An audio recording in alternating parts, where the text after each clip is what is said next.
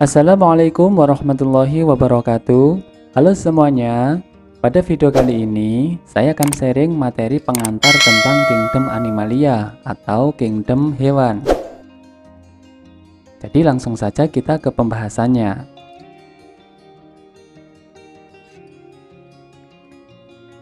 Yang pertama kita akan membahas karakteristik umum dari Animalia.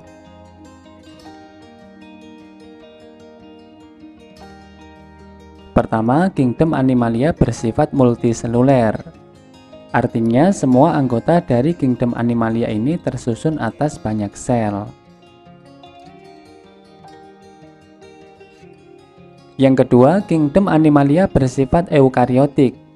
Artinya, anggota dari Kingdom Animalia ini sudah memiliki membran inti sel. Yang ketiga, Kingdom Animalia bersifat heterotrof. Artinya bahwa Kingdom Animalia ini tidak mampu membuat makanan sendiri. Kemudian yang keempat, Kingdom Animalia tidak memiliki dinding sel. Selanjutnya yang kelima, Kingdom Animalia memiliki sel otot dan sel saraf. Selanjutnya yang keenam, reproduksi Animalia pada umumnya adalah seksual. Meskipun ada beberapa organisme dari Kingdom Animalia yang dapat melakukan reproduksi secara aseksual. Kemudian yang ketujuh, fase dominan dari Kingdom Animalia dalam hidupnya bersifat diploid atau 2N.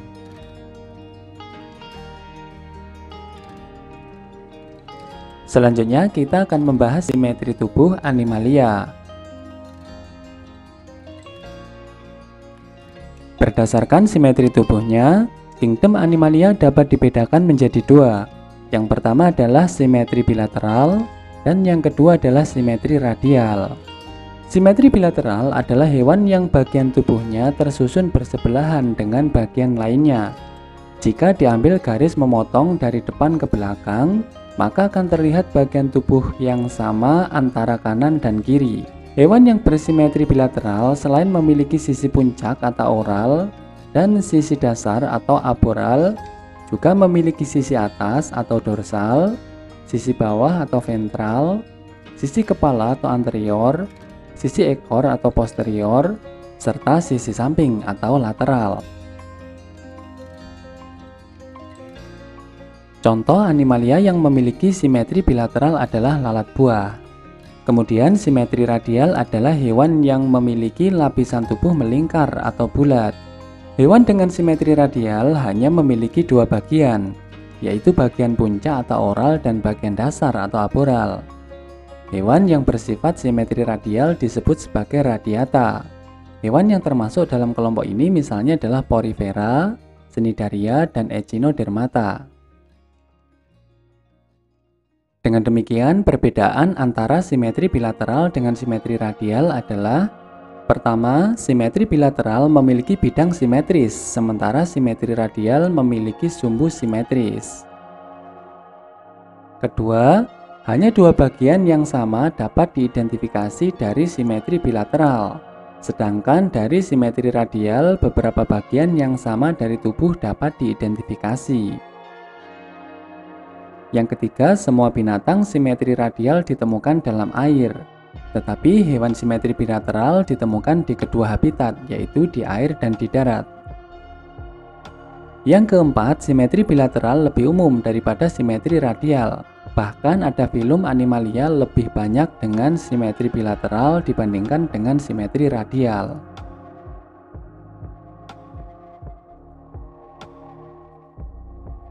Selanjutnya kita akan membahas perkembangan embrio hewan. Pada hewan terjadi proses fertilisasi antara sel kelamin jantan dan sel kelamin betina yang masing-masing bersifat haploid. Hasil dari fertilisasi ini adalah zigot yang bersifat diploid.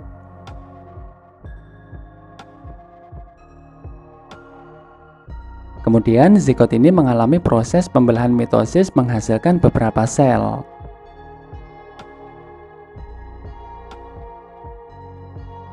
Selanjutnya, tahapan embrio yang terdiri atas beberapa sel ini akan mengalami proses pembelahan mitosis dan akan menghasilkan blastula.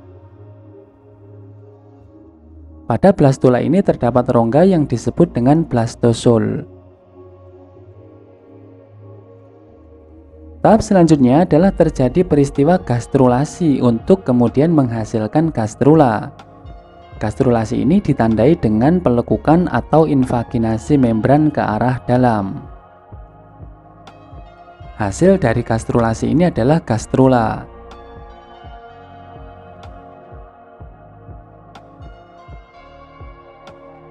Pada gastrula terdapat beberapa struktur. Yang pertama adalah lapisan luar atau disebut ektoderm, kemudian lapisan dalam disebut dengan endoderm. Pada embrio organisme yang lain juga terdapat mesoderm atau lapisan tengah. Kemudian masih terdapat blastozool dan di sini juga terdapat blastofor.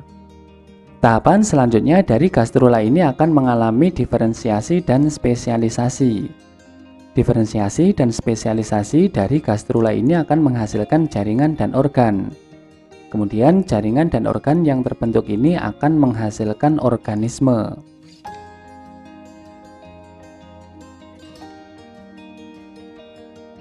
Selanjutnya kita akan membahas tentang lapisan embrio. Lapisan embrio pada kingdom Animalia dibedakan menjadi dua. Yang pertama adalah diploblastik dan yang kedua adalah triploblastik. Diploblastik adalah hewan yang dibangun oleh dua lapisan lembaga, yaitu ektoderm atau lapisan luar dan endoderm atau lapisan dalam. Contoh hewan dalam kelompok diploblastik misalnya adalah porifera. Kemudian triploblastik adalah kelompok hewan yang dibangun oleh tiga lapisan lembaga, yaitu ektoderm atau lapisan luar, kemudian endoderm atau lapisan dalam, dan mesoderm atau lapisan tengah. Triploblastik ini kemudian dibedakan menjadi tiga. Yang pertama adalah triploblastik acelomata, kemudian yang kedua ada triploblastik pseudocelomata, dan yang ketiga ada triploblastik celomata. Triploblastik acelomata adalah hewan yang belum mempunyai rongga tubuh.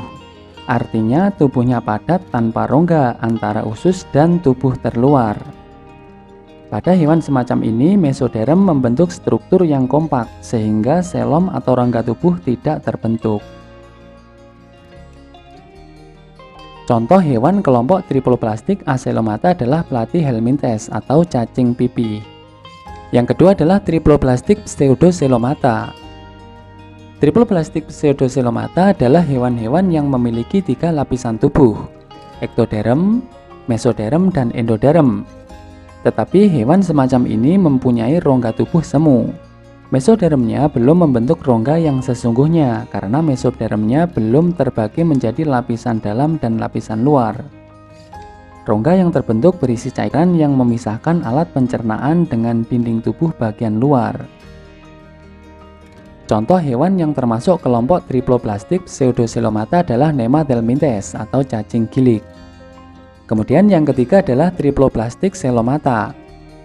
Triploblastik celomata adalah kelompok hewan yang memiliki tiga lapisan tubuh, yaitu ektoderm, mesoderm, dan endoderm.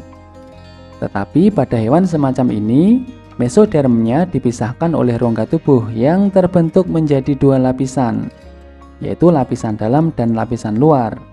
Kedua lapisan tersebut mengelilingi rongga dan menghubungkan antara dorsal dan ventral membentuk mesenterium. Mesenterium berfungsi sebagai penggantung organ dalam. Contoh hewan kelompok triploblastik celomata adalah Annelida atau cacing gelang.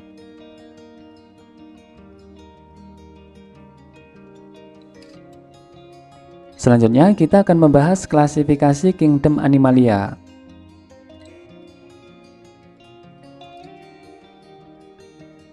Secara umum, Animalia dibedakan menjadi dua kelompok besar. Yang pertama adalah invertebrata atau hewan-hewan yang tidak memiliki tulang belakang, dan yang kedua adalah chordata, yaitu hewan-hewan yang memiliki chorda dorsalis atau notochorda. Invertebrata dibedakan menjadi beberapa kelompok. Yang pertama adalah porifera atau hewan berpori. Yang kedua adalah Solenterata atau hewan berongga. Kemudian yang ketiga adalah Vermes atau kelompok cacing. Vermes atau kelompok cacing ini dibedakan menjadi 3. Yang pertama adalah Platyhelminthes atau cacing pipih. Yang kedua adalah Nemadelminthes atau cacing gilik. Dan yang ketiga adalah Annelida atau cacing gelang. Invertebrata selanjutnya yang keempat adalah Moluska atau hewan lunak. Yang kelima adalah Arthropoda atau hewan berbuku-buku. Dan yang keenam adalah Echinodermata atau hewan berkulit duri.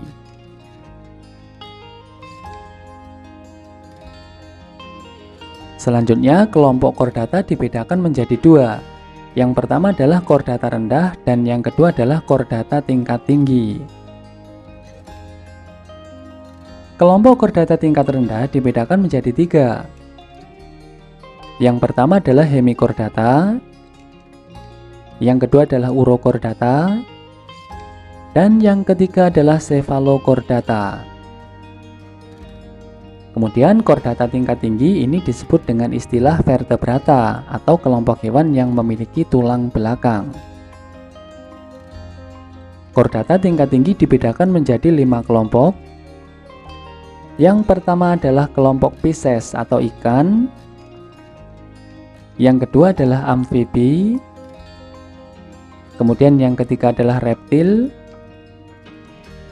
Yang keempat adalah aves. Dan yang kelima adalah kelompok mamalia. Pembahasan lebih lengkap tentang masing-masing kelompok animalia ini akan disajikan pada video-video selanjutnya.